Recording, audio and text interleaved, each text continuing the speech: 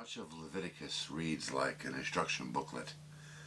How to give offerings the proper way. Offering must be unblemished. Specific ways to cook and prepare. Sprinkling of blood all over the place. Very tedious read, by the way. Even how to prepare your clothes properly. Chapter 9:24. Fire springs up from the altar, consumed upon the burnt offering and the fat. People fell to their faces. But check out this part here. This part's pretty interesting.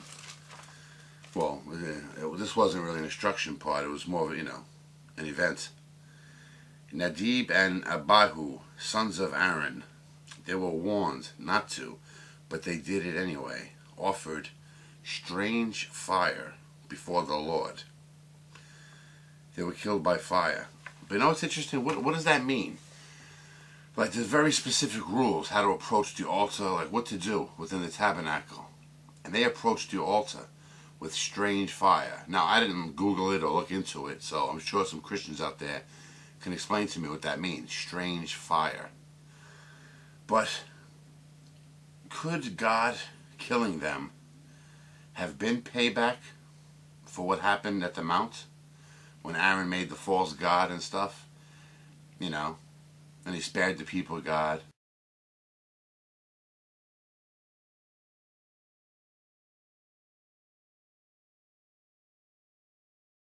Included in the list of animals you can't eat, or the bird section. You can't eat vultures, eagles, ospreys, hawks, pelicans. They even mention bats. You're not allowed to eat bats. But check this out. All fowls... chapter 11:20. All fowls that creep going on all four shall be an abomination to you. I was trying to think about it, like what fowl goes on all fours? I can't think of any. Penguins? I guess they slide on their belly. But what does that mean? All fowls that creep going on all four shall be an abomination to you. And it's fowls, F-O-W-L-S.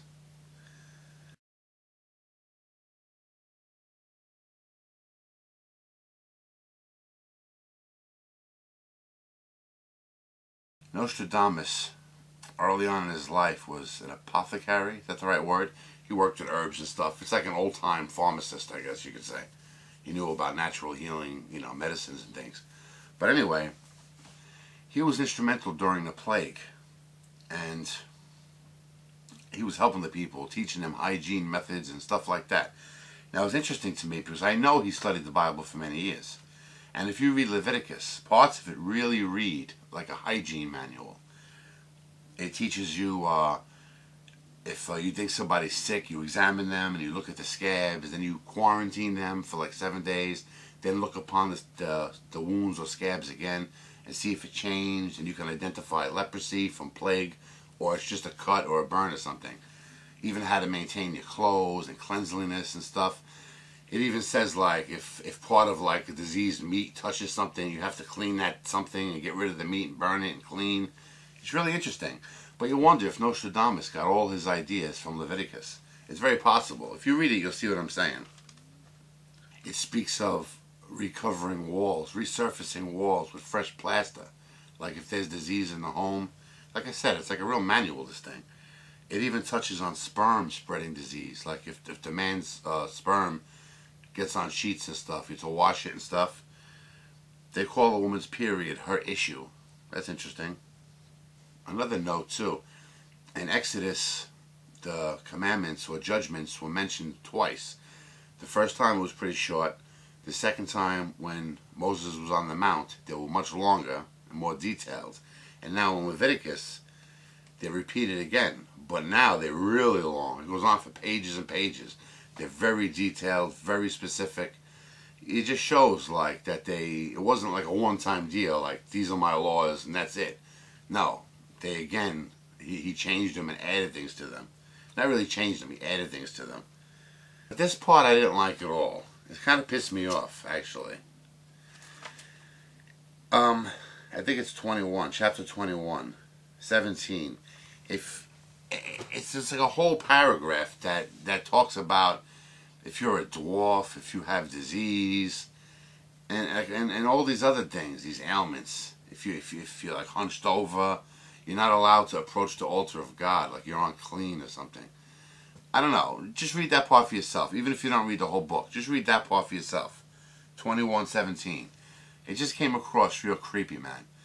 Like, I thought everybody was welcome in church, but I guess we'll see. I'm not going to judge too harshly. Let's just see how it changes. But I didn't really dig that. If you read it, you'll understand what I'm saying. And another thing I want to say. On YouTube, you have a lot of... I'm a Christian, but I don't have a ministry. I'm just a guy that happens to be a Christian, and I get involved in these conversations sometimes. But I'm certainly not trying to change nobody with this project. You know, I don't think I can change anybody anyway, and I really don't want to. But you get the high and mighty Christians on YouTube and out in the real world, you know, the Ray Comforts of the world, you know. And I want to say this now. And believe me, unless you're a monk, maybe a monk or something, not one Christian, not one of you, obeys the rules of the Bible. Read Leviticus and look at all those rules. Trust me, nobody follows them. Not one Christian among you follows all these rules. And if you say you do, trust me, you're lying. Read them. You don't know what you're talking about. Read them. You do not follow them.